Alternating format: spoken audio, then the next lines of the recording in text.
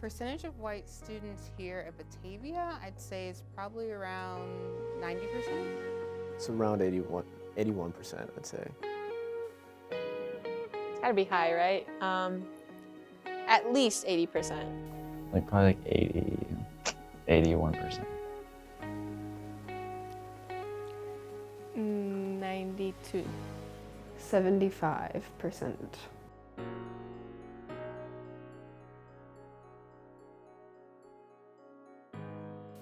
Wow. It actually makes me feel a little bit better because I didn't think there was, I thought it was a higher number. So it actually feels a little bit better to know that it's not 90%. I mean, it's sort of how I thought it would be. There are a lot of white kids in our school, but we also live in a really white town.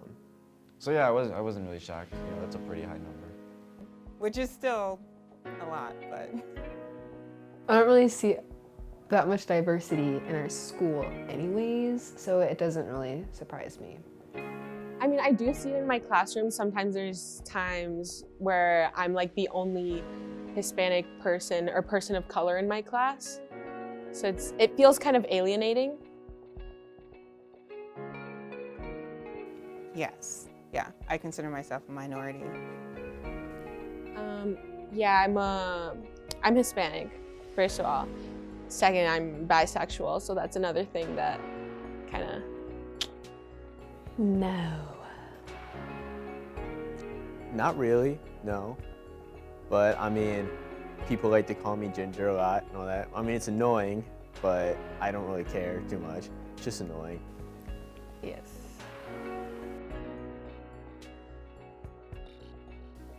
I think there's some times when the staff, even like unwillingly, like they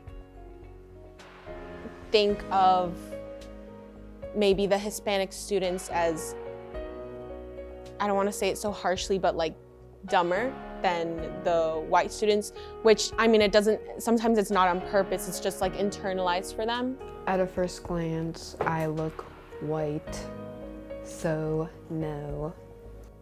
I don't think so. I wouldn't say they treat me differently.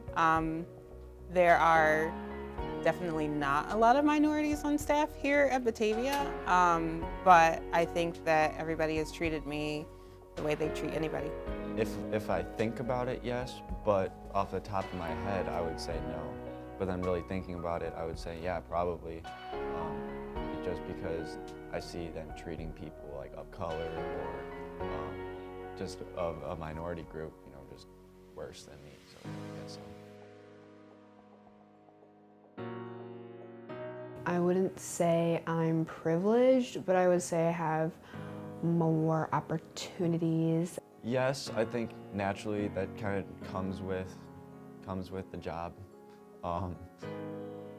Not necessarily me, I think. I think it's just mostly because of, you know, it like goes down the line, like my parents were more privileged, therefore I'm more privileged than their parents, and so on and so on.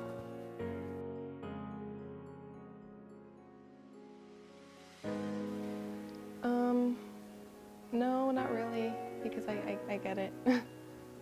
I would not find it offensive.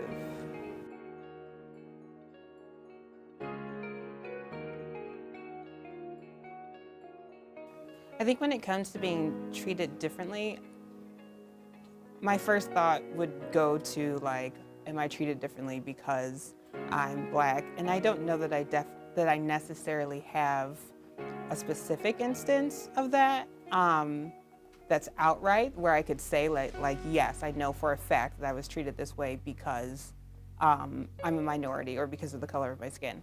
I think I have some examples for other people, like my brother or some male friends of ours, and I think that sometimes is a little bit more clear to see when that's happening. But for me, I don't have anything specifically like that.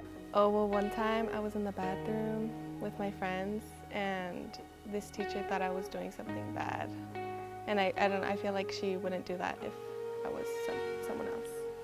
But I do think that sometimes I think I sometimes feel like I'm treated differently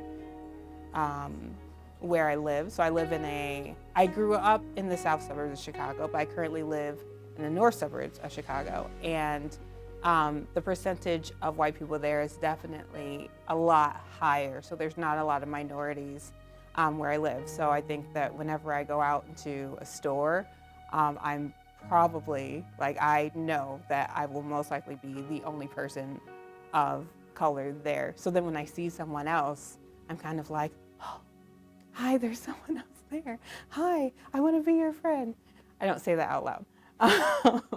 But so I think sometimes it can feel a lot different going to those situations. And I think sometimes being the only person of color in an area or a minority, the only minority in an area, people will kind of automatically come and ask you questions like, oh, you're Black.